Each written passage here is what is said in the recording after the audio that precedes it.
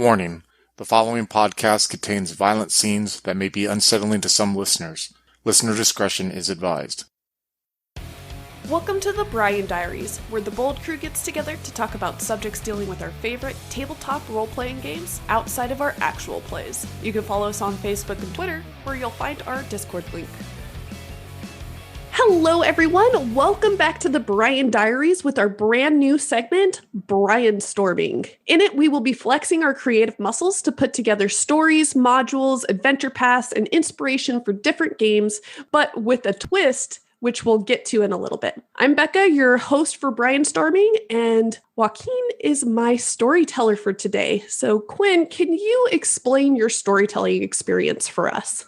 Hello, folks.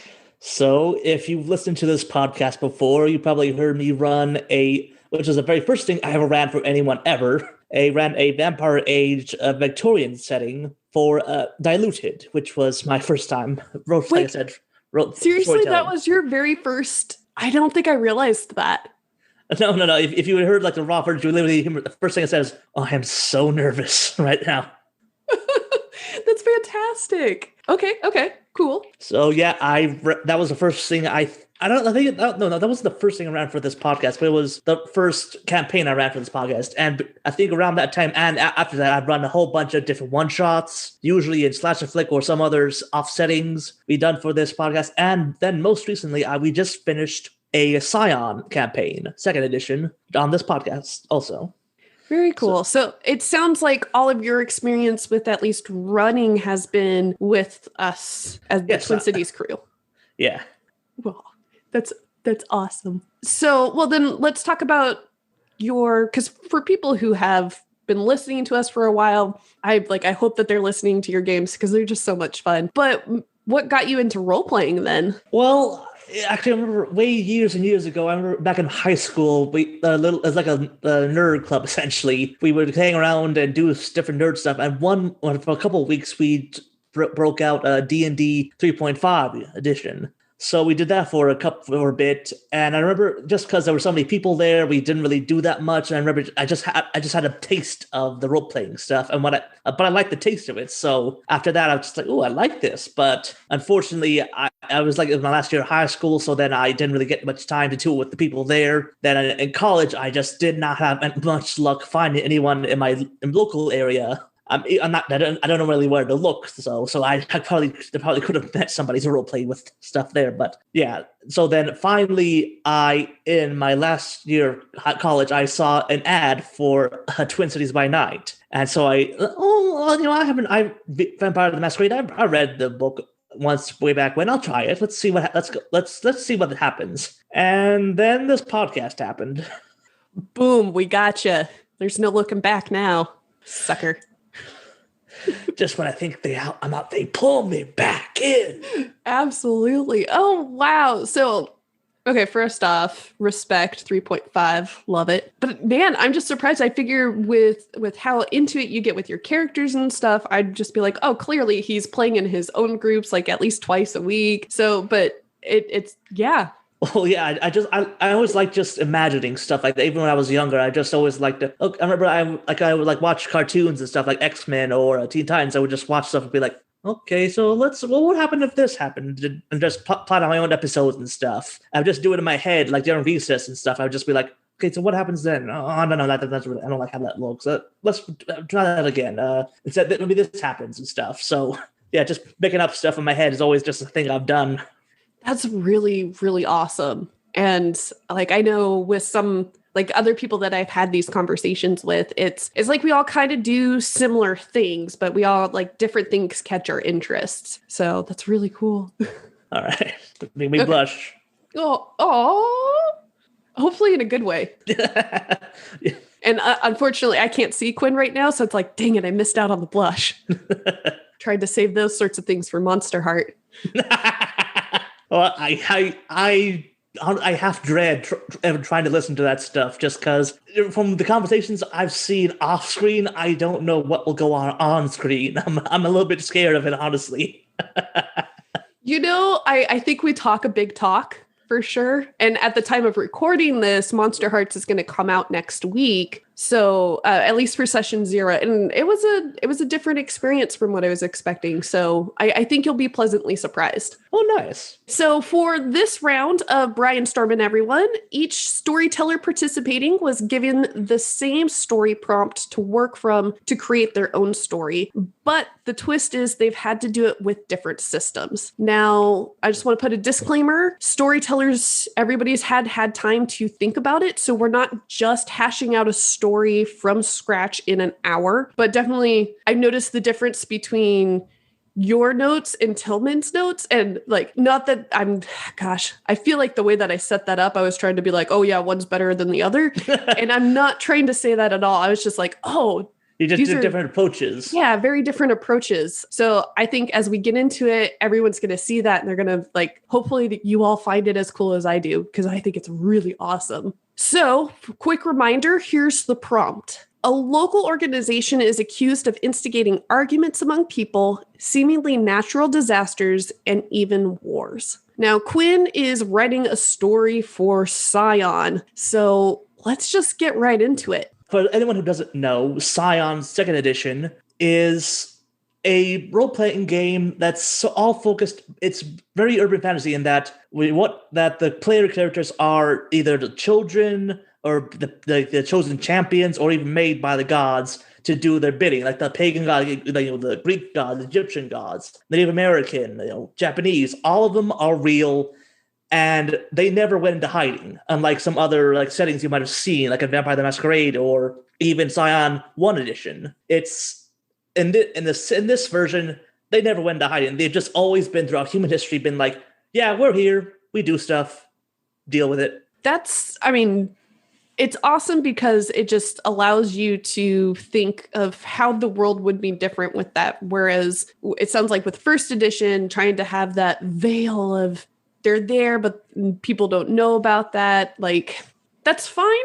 And you could definitely do good of it, like the Percy Jackson books, for example. Yeah. They do a pretty good example of that. But I just love that it's so open in this version. It just appeals to my inner mythology nerd. Just be like, yeah, that's all just real. It's just we're doing something different now. It's just all out in the open. Which, yeah, that to me is just really cool. It's really what drew me into like just this system to begin with. Honestly, it's just I just love the whole concept behind it, and I definitely we got a little bit into some of the how crazy it can get in our own podcast, and I hope to see in the future what more we can get up to. So real quick, I know this is going to be off topic, but what's your preference for Pantheon then? Ooh, I'm curious more than anything else. Well, I guess in terms of familiarity, I'd have to say just the Greeks, just because I've read the most about them. I know the most about them. They're people. It's easy to you get people drawn into them too. Just you mentioned people know who Zeus is, who Aphrodite is. It's very common knowledge for most people at this point. But I definitely would say I think it'd be interesting just to sort of bring in something more obscure, say something, well, at least for more Western audiences, let's say the Japanese pantheon, or say if I had more research into this, maybe something like a Native American one, because it's definitely a system that the more research you do into stuff, the more you get out of it too. Not saying you have to, have a doctorate in, anthropology to run a game, but it might make some for nice little touches to it. And one of the other aspects that I think is just really interesting about Scion, especially set up in this way, is it sounds like all the pantheons, they both contradict each other, but don't at the same time. They all just exist. Exactly. Yes, and the plane of existence. Yeah, it's in the books themselves, they mentioned, it makes no sense logically, but that's how it works. The Earth is at the same time at the roots of Yggdrasil, the giant tree, and on the back of a giant turtle being held up by 4 elephants, and a big round ball of dirt in the solar system. It's all true at the exact same time. It just, depending on who you ask, can show you it. Wow. Okay, so that's a little bit mind blowing. Wow. Yeah, metaphysics is fun. So we now know a little bit about Scion 2nd edition. It's a little bit different than 1st edition. Now, is there anything else about the setting that you wanted to mention? I will say that just at the time of this recording, that there are currently 2 books. Because one thing to keep in mind is that there are tiers of gameplay to Scion, and that there's like a player can be either like a normal human, can be a champion of the gods, become a demigod, and then finally a god themselves. Now, at the time of this recording, only the Origins and Hero level books are available for public release. Their demigod is available for pre-order, and I think for like Kickstarter backers to see the manuscripts for it. But the highest level god level has not been released yet to the public. So for this thing, we're not really going to talk about the highest god level stuff. So I'm going to focus mostly on like the ones that are more publicly available. Dang. Okay, so I wasn't even aware that there was going to be a god level. It makes sense. Yes, exactly. Like the whole progression system of Scion is that you start out as a normal human, then you basically find out about your divine either heritage or become a champion of like a god, and then you progress to like becoming a god in your own right, if you want to go that far. Gotcha. Okay. Well, cool. So now that we know a little bit about the setting for Scion, you're sitting around the digital table with us, and you want to run a new game of Scion. That's not the Scion that we currently have ongoing / intermission right now. Pitch it to me. All right. So I would definitely say for this one, the game is going to be set in Germany.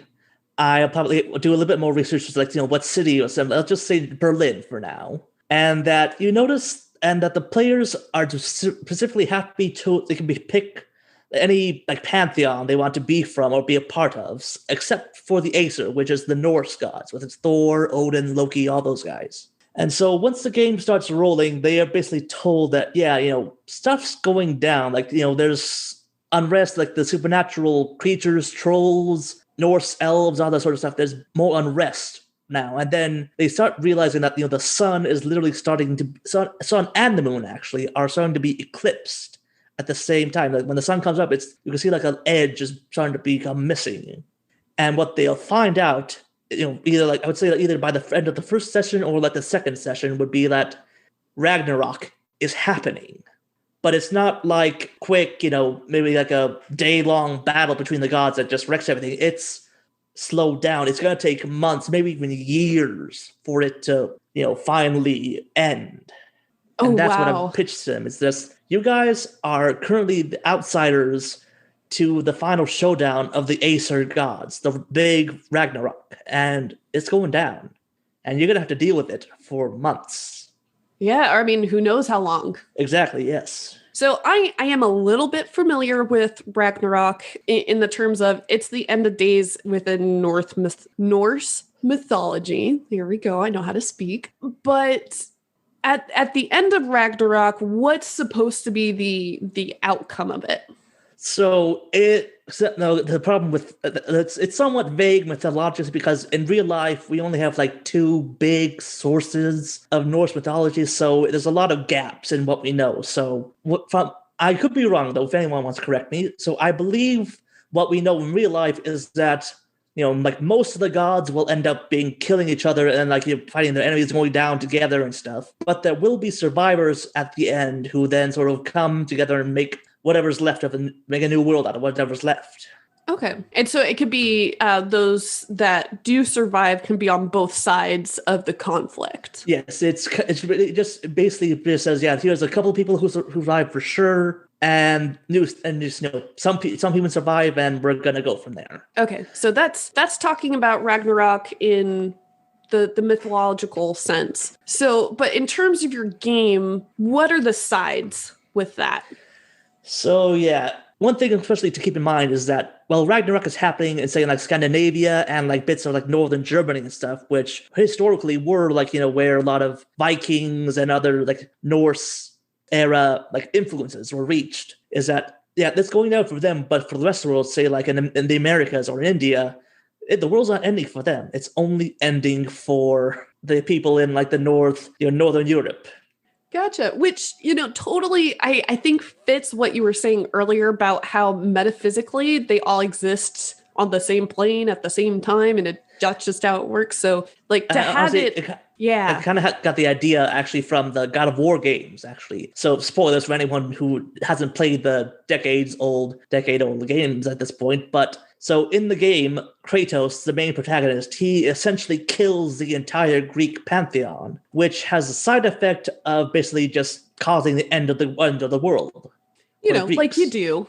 But then they just reveal in the most recent game that, yeah, the world in total did not end. That they show that the Kratos, the guy, he went over to like the Norse god pantheon. Like, yeah, the world's there, fine, but now it's gonna end for them too. So I really love the idea that, yeah, the apocalypse can happen, but it'll only happen for one section. Like, that's the Greek world might end, but the Norse world has not ended yet. Or in this case, the Norse for the game, it would be the Norse world is ending, but all the rest are still going on. Interesting, and I think that'll add a interesting layer of dynamics Exactly, but we'll yes. get into it a little bit later. So yeah, so for who will be the side in this game, I would definitely say that it's definitely be a complicated conflict because they're the Aesir, the Norse gods, who want to survive in Ragnarok and do whatever they can to make sure that not all of them die. Then you have the Titans, the guys who are really trying, who basically said, yeah, this is what happened. We're gonna kill you. You're gonna kill us. That's how it ends. And then you have the people outside of it going, okay, you keep your mess to your mess. We don't want you, messing up our stuff. So basically, like all the pantheons outside of them, basically saying, yeah, that's going down. So the conflict, I feel, would definitely be like, do the people outsiders, do they want to help? Do they want to just stay out of it? Do they want to keep things as prophesized? Do they want to break the prophecies? So, there are all so many different factions that want different things out of this thing. Absolutely. And I would definitely say the players, they cannot be part of the Aesir in that they're technically outsiders to the conflict. But since I would say, I'll make sure to have one thing say that, for some reason or another, they stay in Germany. They want to live there. That's their home. So I would really love this, it was literally like just this conflict between like the multiculturalism versus, the tradition and stuff. This is the traditional Ragnarok, Norse stuff that's only supposed to be dealt with by these guys, but there's all the rest of the people going on too. Right. And it definitely opens up that the questions of like, well, how do all these different people interact with each other? So I really, really like that question that this campaign would pose. Yes. And I would definitely want to now it depends how the game will progress would depend on what level of gameplay players will want to be in. So let's say they started with the Origin tier, which is the lowest tier in the Scion second edition system. It basically means you are a you're an exceptional human being. And you may or may not have divine parentage or something, but you have not been officially recognized as such. And so let's say if I wanted to run a game at that level, or even just start a game at that level, then I would definitely want to draw attention to how the conflict is affecting the mortals and stuff. There's, like the sun and the moon are starting to be slowly, because literally how Ragnarok starts is that the sun and the moon are eaten by wolves. And so that's why the sun and moon are currently starting to be eclipsed, is that they're literally within the Norse territory, I guess, is that they're slowly being eaten by just wolves that are both literal wolves and it's metaphysical stuff. It's whatever. And so I want to focus for the Origin stuff is just, what does that do into the people, this day-to-day lives? There's going to be people wanting to, leave the countries. Some people are want to come in and, get on the action, because I would say there's definitely there's constant raids and fights that break out between the Titan forces, which would be frost giants, giant serpents, all kinds of stuff. Some kinds of undead from the Draugr, so from Skyrim, okay. And just have all that be just almost just sort of have just sort of really introduce the setting at the ground level of how this is affecting the world. And then I would have the players start saying, okay, so how can we handle it? What can we affect? Can we, we started like a neighborhood watch to patrol the streets and I had to make sure, that nobody's house is, torn down by a frost giant, or, if someone does, how to help them relocate to someplace safe or something, or help refugees from, say, like, Norway wanted to go all the way down to Italy or something. It just really dive into like really dive into like the almost like a war torn like a country-ish setting. Okay. So in the origin level, and probably to a degree the hero level too, would you have a predetermined outcome? This is how Ragnarok's going to end. Yeah, and that is a hard question. I definitely would be something that I think I would talk to my players about beforehand, and get a feel on what they would like. And so, if I definitely would say that if I was given the go ahead to do have some predetermined stuff happen, I would have it mostly be as sort of like landmarks in the campaign. So let's say the campaign starts out, they meet Thor and stuff. Stuff progresses, and then eventually they hit they see in the distance like Thor fighting this giant serpent, and then they see from the distance like that both of them just take each other out, and then from there on that's like the marker for like the next section of the campaign. Is that the closer you get to Ragnarok, the more and more the Acer will just start dying. Gotcha. So having it literally just be the backdrop, because that's not where that origin level is happening. Like just caring about the little people, like you've been saying, and the themes that go on with that and how people individually would feel. So much smaller scale. Yes. And camera focus. And I would say if you want it like for the higher tiers, I'll talk about them when we get to them. So yeah, for like low tiers, I would say, mostly for low tiers, you can't really do that much to begin with. You might be able to like save up people on there, but you can't really affect how like the prophesied ends are supposed to be at that level. Now for hero, I would say that's where we start getting more interesting, and here's where I would say, if the players want to have a little bit of effect on how things progress, I would say, we could talk about that. Because here's how I would do it. So for those who don't know, the hero level of Scion is when because basically in Scion, there are three ways to be considered a Scion. You can either be like Hercules, which is literally be the child of a parent. You can be like Shazam, where you're basically chosen by a god, and like as long as you follow, you follow their ideals, then they give you power. Or you could be like Pinocchio, which case a god literally just said, "Oh, here's some clay, here's some tree, bam, you're a person now. Here's some of my power. Go out and do stuff." Wow. Okay, I wasn't aware of that aspect. That's really cool. Yeah, and so for the hero tier, I would definitely say you're much more involved in that you can actually, and depending upon you can like be like on a beginning level hero, you could fight off a few zombies here and there, and maybe make sure keep a bit put out a fire in a building. And at the higher end of it would be like you take on a squad of like a small squad of frost giants or something. You actually have an impact on how things go, not on the big scale, but you could definitely see like you're making some changes here and there. And there, I would definitely start to really dive into how the Scions of the Acer would be handling this too, because the thing about Ragnarok is not everyone is mentioned that what happens to them. And so I would definitely dive into so maybe say like a child of Thor, I would say maybe he has heard a prophecy about how he dies in Ragnarok. Now, I would say, let's say the child of Thor, he's supposed to die in a one-on-one combat with his archenemy or whatever. And then how the player, this is how I will get things interesting, is that I would say if the players want to deliberately counteract fate, I would say that they could save him. But now the Thor's son, he is freaking out because now he has no idea what has going to happen to him. So he knew previously that he was supposed to die at this point, but now he's past that point, and now he doesn't know what to do. It's because once you it's like being told it's like being told you're going to die at one point, then you just live past that. Suddenly what could totally be wrong. Maybe everyone will die, maybe no one will die. You don't know what can happen. And I would say that for like the Acer, since they know the prophecies of who's supposed to die when, they have a sort of weird safety net almost, in that as long as things go along prophecy levels, we do know what's going to happen. and so we can plan for it. But if things start going off before we can plan for it, then all our plans are just going to be for nothing. We don't know what's going to happen then. Right.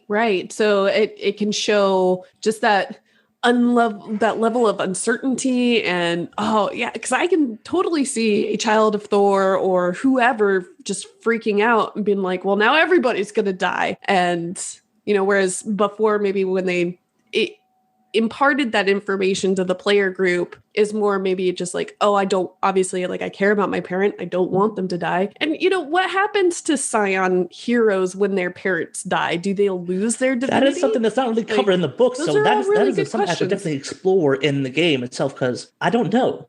I didn't think of that. Thank you for that. I know, right? I'm just sitting here thinking like maybe, and you could totally play it as maybe one of Thor's children would then just step up into Thor's place. Like if you wanted to do kind of a more Ragnarok as reincarnation, it's a cycle, if that makes sense. Like that's a way to go, but there's a lot of things to think about when you're talking about an end of the world kind of game. And yeah, so I would definitely say that another thing to think about for the hero level was that there might be at certain points where certain scions of the Acer they are deliberately trying to want to break the cycle of the prophecy. So they will try to act out. Maybe like they'll try to say, if we kill Thor before he can do this, maybe we can break it. Maybe things will change. They'll try to escape their own fate however way they can. And so maybe another possibility could be like the players literally have to fight to keep Ragnarok on its path, or else there will be far more collateral damage.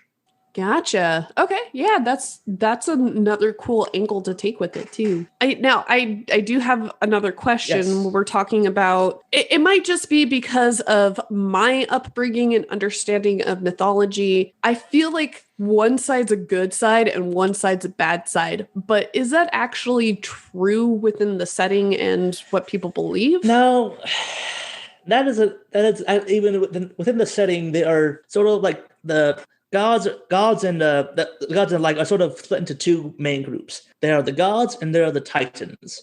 The gods, for the most part, are basically like, we want people around because we like them, because they help keep us who we are, or just I made them, don't want to die. And the titans, they're much more of a mixed bag in that it's, for some of them, they're like Apep, the serpent from Egyptian mythology. He just wants to eat the planet, essentially. And so every night, Ra has to fight him off and stuff. That's the simple, he's the bad guy. Other ones, they're a bit more complex in that, like, say, the frost giants in Norse mythology. If you actually do some research, it's a lot more less, here's the good guys, here are the bad guys. It's more like, here's one side who kills each other, here's the other side who kills each other. They just fight amongst themselves, marry each other. It's a lot more enmeshed, intertwined. And so it's more of like, here's a guy I don't like, I'm going to kill him. Here's the guy I don't like, I'm going to kill him. And so it's not so much the bad guys, it's just more they don't like the Acer. Gotcha. Okay, so I think that's an important thing to note, because when thinking of a game, it's real easy to sometimes just put things into black and white. And so in my brain, as I'm thinking about this campaign, I'm like, well, clearly the players are going to be on Thor and Odin and I keep thinking wrong name. But those god sides versus the Titans. But it sounds like they could also be on the Titans side in this potentially, yes. Case. And I would say for the most part, most players would want to be on the god side, and the game itself, they generally sort of lean towards they're on the god sides. But there are certain factions that would say that they're not really, like, I know, like in the books themselves, they mention like how for like some African pantheons, they say like, we don't really think that's not really a thing. It's just you don't like these people, so you just call them, they're the guy's going to kill everyone if they win. Convenient, isn't it? If only you're the good guys and they're totally the bad guys. Oh, I see. Gotcha. Okay. Cool. I like that they address it within the game books as well, because it's just weird and it's what you make of it at the same time. Exactly. Yes. And so I'm going to touch upon the demigod tier. So from what I read of it, I was thinking about like this, like, because for demigods, they're literally on it's like they're the cocoon a caterpillar becomes before they become a butterfly. The whole thing of demigod is that they start out they were a human to start with. They had magic, magic spear, magic helmet. They had powers and stuff. They were still mostly human, but once they reach demigod, they start becoming less human and more divine. And so at the end of it, they fully become a god or some kind of immortal at the end of it. And so it's a very transitionary stage where they're like, okay, so we did stuff as humans, but now where are we going to go in the future as gods? And I would definitely, if I did run a game and we made it to the demigod tier, I would definitely make the game much more about asking the players, what do you want the outcome to be in this conflict? Do you want to keep the people safe at the expense of the Acer? Do you want to keep the Acer Pantheon around at the cost of the people, maybe? Do you want to just let them all kill each other and just build and make something new out of whatever's left? It's much more of, because with demigod, you have to worry about collateral you have to think about the consequences to your actions much more. Yeah, because I imagine it's much more wide scale. Yes, exactly. I remember, I thought of it. I was reading the book, and I remember like a hero level Scion would have to worry about destroying a neighborhood when they got into a really big fight. A demigod might have to worry about destroying a city block, or maybe half the city if they get into a really big fight. Yeah. Well, and then the flip side. So not only the collateral damage that they can do, and because you're talking about the idea of, hey, do we keep the Acer intact at the expense of the people? And like if you go from Origins up to that point, I can see someone being, well, yeah, we should focus on the people, but then what happens when you piss off the people in the Pantheon, right? Exactly. So like these people, those who manage to live through it will have long memories, and exactly. the political ramifications. Exactly, the political ramifications. I'm like, oh, that could be interesting. And I this time I have not seen any official writings about what God tier will be like, so I'm just going to speculate here. But I will say that if the player, let's say in the campaign we started at Origin, made it to Hero, and then Demigod, I would almost say that Ragnarok ends right as they become gods. Really? I would talk to my players about this, and whether or not they want to be gods in the climax of Ragnarok, or they want to do it afterwards. But I almost feel like because now there is a gap, there is a hole where a whole bunch of gods used to be, and now you hear some new gods. What do you do? Whatever the aftermath is like, whatever the casualty list is like at the end, what happens next? Okay, so my first thought with that is if you go that route, the players are from a pantheon that's outside the Acer. So yes, but here's the thing though, is that with Demigod you could have a choice. You could either become part of your parents' pantheon or forge your own brand new one. Oh, okay. And then one, because these players live in this area, so they have ties to the land and the people, it could make sense for them to be subsumed into that pantheon. Oh, yes. Okay. Oh, cool. So there's, and like I said, I really don't know what the rules will be pertaining to that, like say for the actual official game system, but I would definitely be interested in just sort of tinkering around, exploring. So what do we have? What do we do with this? What comes next? Yeah, I mean, and it also sounds like it's something that you can run this idea and have the end of the campaign be, okay, now all your players are now gods. Now we're going to set up a new campaign and, go from there and see how. I like that idea because you can affect the world in which you want to play in a lot just by being willing to do stuff like that. And it can be very different from what everyone else chooses to play. I like it. I've always really liked when with something that okay, so the underworld happens. What comes next? Yeah. I want to drink some tea. I mean, because one of the things that I really like the Exalted setting, which is a different version of playing demigods.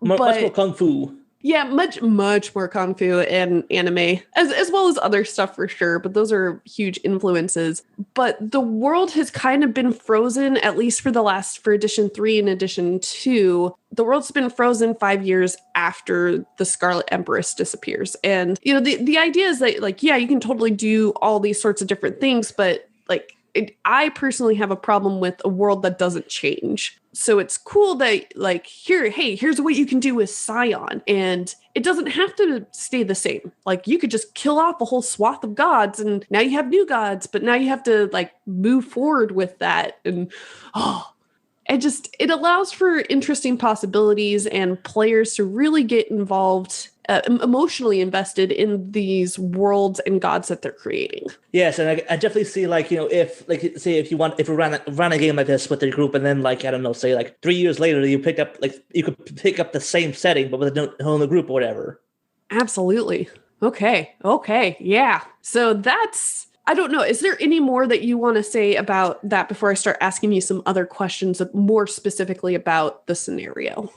I can't do anything right now. I've reached the end of my balloons I want to talk about. So no worries. I mean, because it's the approach that you have taken is very, very open-ended with this. And, at the end of the day, we have to, as storytellers, think about the people that we're going to be running the game for. And, if you run a game for the girls and Tillman, because you got to have 4 players, it's going to be a different game than you running for Mitch, Slavic, and Craig.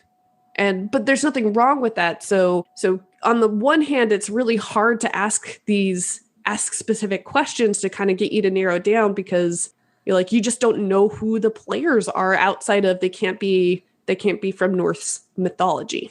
Yes, I do feel that's part of the half the problem with trying to write scenarios for role-playing games, is that as storytellers, we're only half the story. We can come up with the settings and the characters and stuff, but we have, I think some people have struggled with this, is that the players are the other half. They're the ones who will help you to decide where is the story going to go. Absolutely. And earlier you had mentioned, I would want to ask the players, hey, what kind of game do you want to run? And I think or you want to play in, I should say. And I think that's a fantastic thing that, like, when I approach my games, I forget I have all these really creative people that I can ask them, hey, what's interesting to you?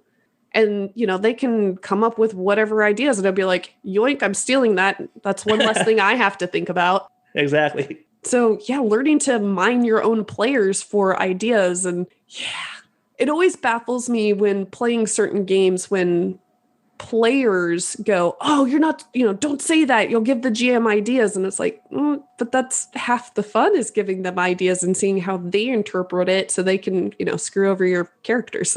Like that's what makes it interesting. So, yes, so far, like, again, a very different approach, and I like it. I like it a lot. So it sounds like this would be a campaign. It's not necessarily something that you would do a short version of. Yeah, no, I could definitely say that you could possibly run like a short version and say like, have them like, be involved in like a battle or something during Ragnarok. I would say you could definitely run like, you have like snapshots. Like say, during this stage, this happens with this group or whatever, and during this stage of the Ragnarok, this group did this or whatever. So I definitely think you can pick one shots, but I personally prefer. I just love planning out the campaigns like that. It's more fun for me. Oh, yeah. Oh, absolutely. And when I looked over your notes, the first thing that really caught my eye, and I was like, oh, this is really cool, is that you did it for multiple tiers of gameplay. Awesome. But I want to throw this idea out to you. What if the players from the beginning of the scenario, or maybe even before Ragnarok happens, they start at Origin, but then at the end of the game, they end up at that demigod or god level? When Ragnarok starts. When Ragnarok ends. So the idea is that they'd be in Origin, maybe they find out, oh, hey, Ragnarok's like literally around the corner. Yeah. And then by the end of the campaign, they're at demigod or god level. Would that even work in Scion? Or is that too quick of a progression? Definitely, I think it's possible, because how progression works in Scion, it's really just what have you done as a player, as a character. So how progression works is that its stats are legend in Scion, and so when you have a hero starts out with 1 dot legend, a god starts out with I think 9, and so And each you get one more dot of legend if you do a short-term deed, a long-term deed, and a banned deed. So this is where the player involvement comes very much. You have to really talk to your players about this stuff. Is that a short-term deed could be like what do your players do in a session? A long-term deed would be like what do your characters do over like 3 sessions, or what do you want to get done by session 5, or whatever. A band deed would be like what has your whole group done to sort of do this, or like what has the whole group accomplished in like a campaign. And so depending upon how you structure that, you could potentially sort of blitz through up to demigod tier pretty quickly.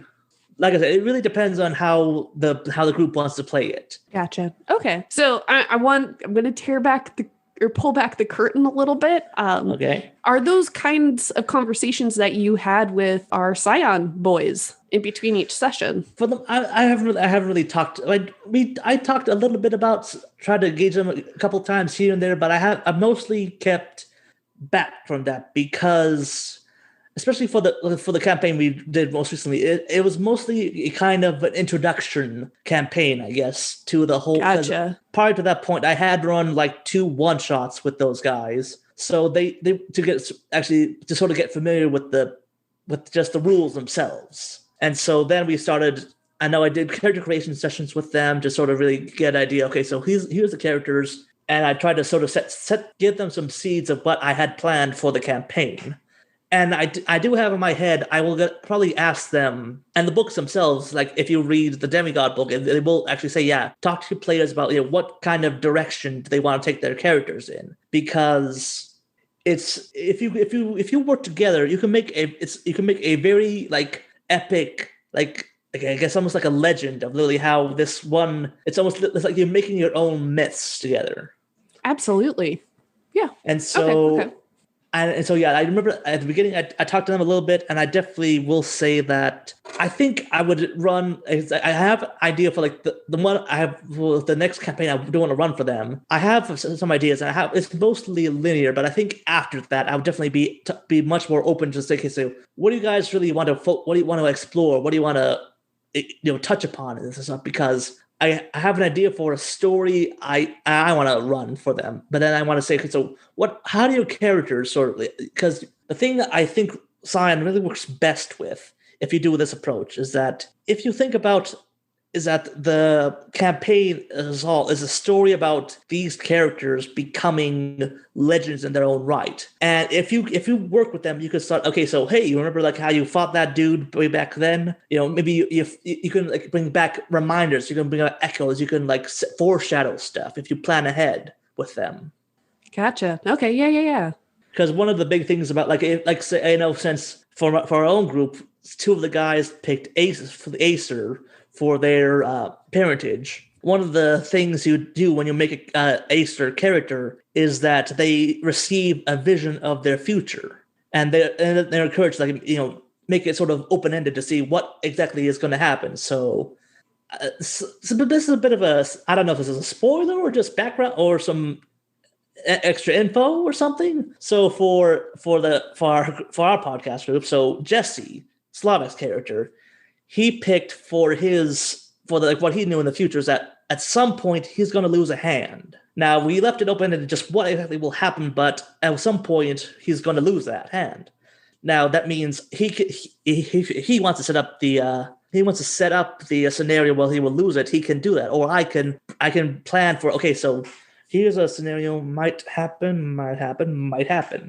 And so I give them opportunities to sort of, okay, so is this going to be it? Is this going to be it? Is how you just sort of keep bringing that prophecy up and sort of just like to sort of like explore how his character sort of, does he want to embrace, just get it over with? Does he want to, keep that destiny away from him? Does he want to, if he does lose his hand, how does he deal with it afterwards? And especially, and when you like methodologically speaking, that's a huge thing. Is that there's all kinds of legends, and then Odin tore out his own eye for knowledge and stuff. It can really like help color in, I guess, like the myths you're sort of building with your players. Absolutely, and like they're definitely fun story elements that you can add into the game that doesn't necessarily like it can put focus into the game, or it could just be something that's there. That's cool. I like that. And there are and finding one more math and for more dice rolly, there are like dice consequences to those rolls. So say like it's harder for you to avoid a scenario where you know this would happen, or say you need to grab like to sacrifice your arm to stop the bad guy. You will get bonus dice for that. Oh, cool. Yeah. So there's all kinds of like mechanical benefits to dealing with prophecy and stuff in Scion. Okay. So, gosh, it just feels like there's so much to think about with Scion. It can feel that way. That's why it helps to sort of like get an idea of what direction you want to go down first, and then start. Okay, so we're going down this road. Okay, so what can we add to this road? Maybe we can sprinkle it here and there. Because if you try to just go at it, just throw all the stuff in, you're gonna get lost. Absolutely. Oh yeah. It sounds like it can be really overwhelming, and the way that you're approaching it makes me actually think a lot of how Powered by the Apocalypse does their games, where it's very, it might not necessarily be a during part of play to be asking those questions, but just that mindset of, okay, I want my players to have as much agency as possible. So, hey, what do you think about doing this? Or what do you guys want the game to be? I think that's the fun thing about playing different systems, is just seeing, okay, this is how this system does. Now I'm going to incorporate that. It's very fun to just see what kind of mindsets the games encourage. Oh, yeah. Okay, so before we wrap up, I wanted to see if there was any particular characters, NPCs that you would like to see included in this game of Ragnarok, regardless of power level. Okay, so I would definitely want to, at least at some point, bring in maybe like a family of refugees or something. Just bring up the fact that there are no mortal people being caught up in all this, divine shenanigans and stuff. And so I want at any level, I would definitely want to bring home the fact that this is affecting this whole region of people. And there's so many different ways to approach it. Some people are living in their homes. Some people are wanting to stay home, cheer on and fight for their gods and stuff. And just sort of, I guess, really just drive home really just show off how this world is different, I would guess, then. Just make it feel lived in, make it feel alive. Yeah, have the players have these connections that are beyond what their interests are in playing the game. Or even like, because it's one thing to be like, oh yeah, I'm going to care about what Odin thinks because I want him to live, I want him to be on my side, versus, hey, this is what ordinary people think who they have nothing to offer you, but they still, they're still there, they care. Like it gives it that level of, like you said, realism that makes the world feel lived in. And especially too, is like, if you're becoming a hero or demigod, if the people all die, what are you the demigod? Who are you supposed to be the god of? Who are you supposed to be protecting then? You're just going to be of these trees? There's no one here? They might work for the Japanese, but you're not them. Yeah, and that's awesome. And there's a lot of really good things to be thinking about in terms of morality. Yeah, so I want to explore the mortal aspect of it, of the whole thing. And I guess, like I said, I would definitely maybe a child of Thor or something, but somebody who knows how their fate is supposed to be determined in Ragnarok, and then it comes and then it goes without it happening. And I just really would like to see how just either they freak out, they felt like they were supposed to die back then, and just how they handle knowing that something they have been told is unbreakable is broken. And then on the flip side, I think I could also like do a character who wants to desperately avoid their fate and do everything, and then they just just how does it actually come? How does it catch up with them? Just sort of like two sides of the same coin. There's the consequences of of meeting your fate, and the consequences of actually breaking your fate. Just the interplay between those two ideas. Absolutely. And all of those things are things you can explore within the game setting. As far as what you are talking about, it'd be interesting to see how you introduce that with an origin game, if you even approach it at all. But Yeah. I definitely see that happening in the hero and the demigod level. I could say maybe like for origin, maybe like a city is supposed to be destroyed by this guy or something. Maybe make it more larger scale, but it's not so much about one person. It's just more about an area or like a group of people or something. Gotcha. And then yeah, how would the players even be integral in working through something like that? Because gosh, I mean, they could try to evacuate everyone, or they could try to figure out how to make sure that that event didn't happen. But that could be really hard at an origin level, just because they don't have the same kind of power set. Exactly. So nice. I like it. It's a lot to think about. That's what I'm here to do. Make it think. Hey, but that is what I've been hoping with the brainstorming, is that we're just taking these ideas and seeing what can we sprout from one idea. And we have two very different game setups already just from this idea. And I'm really excited to see what I know Slavic's mentioned. He's wanting to do one with me, and Craig's wanting to do one with me. And I might be lucky and get Adam to join in on that too. And I'm super excited to see what they come up with. All right. So first off, thank you so much, Quinn, for joining me with the Brianstorming. I really, really appreciated your thoughts and the process that you brought to the table with this. I think it's really cool. So thank you. Well, thank you for having me on here. You're welcome. I know it's so hard to get into contact with me. It's not like every other Sunday we see each other. Details, right? And a big thank you to everybody who's taken some time to listen to this. Hopefully it's given you some ideas of your own, whether or not you want to run a Scion game involved in Ragnarok, or you want to take the ideas and apply it to whatever kind of game that you want to play or run. Hopefully there's some good ideas and nuggets in this for you guys. Until next time, we'll see you then. Why don't you take a look through our growing catalog of one-shot scenarios to find out about Chronicles of Darkness, Delta Green, Call of Cthulhu, 13th Age, Eclipse Phase, Rogue Trader, Slasher Flick, and probably even more.